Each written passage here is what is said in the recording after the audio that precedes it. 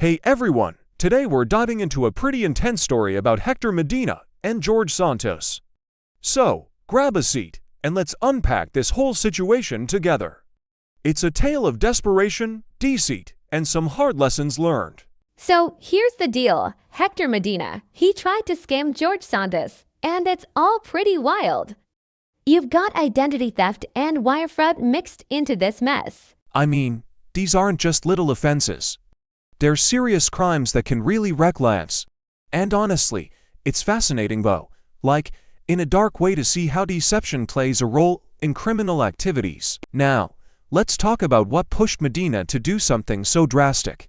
I think it's crucial to understand the motivations behind these actions. Medina had gambling debts, and it's like, when someone's in that deep, it can really cloud their judgment. Desperation can lead to some unethical choices, and honestly, it's heartbreaking to think about how psychological factors can influence someone to go down that path.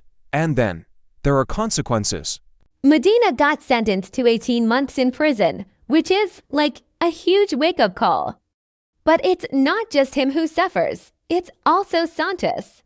He's dealing with ongoing legal troubles and the public's perception of him, which is tough. I mean, think about it. When someone gets scammed, it's not just about the money. It's about trust, dignity, and all those emotional factors that can linger long after the incident. But what can we learn from all of this? For one, integrity and honesty are super important, in every aspect of life, whether personal or professional. Trying to exploit others for personal gain, it's a slippery slope. There are risks involved that can spiral out of control. We need to think about our choices, especially when we're under financial pressure. As I reflect on this whole situation, I can't help but feel a mix of emotions. It's frustrating to see how easily someone can fall into that trap, but it's also a reminder of how important it is to stick to our values.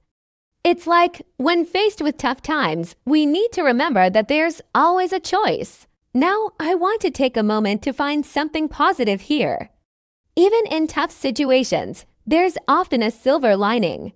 For Medina, maybe this experience can serve as a turning point, a chance for growth and reflection. And for us, it's a call to action.